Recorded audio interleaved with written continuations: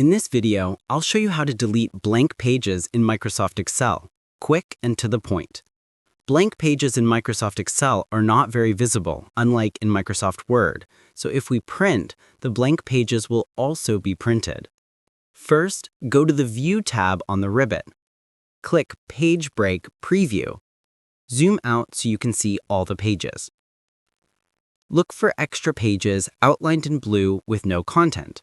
These are usually caused by extra empty rows, extra empty columns, or page breaks in the wrong place. Click the row number of the first empty row under your data. Press Ctrl plus Shift plus Down to select all rows down to the bottom. Right-click the selection and choose Delete.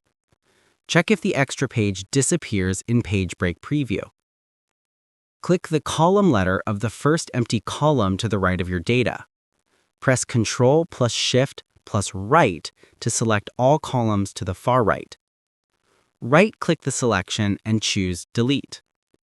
Look again in Page Break Preview to confirm you have fewer pages.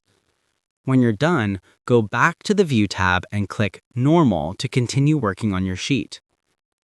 Press Ctrl-P to open Print. Use the arrows in Print Preview to make sure there are no blank pages at the end. If you still see blank pages, go back, delete more empty rows or columns, or adjust the scaling again. If this helped, don't forget to like, comment, and subscribe for more quick and useful tutorials. Feel free to reach out if you encounter any issues during the process. If this video helps you out, please leave a like and subscribe.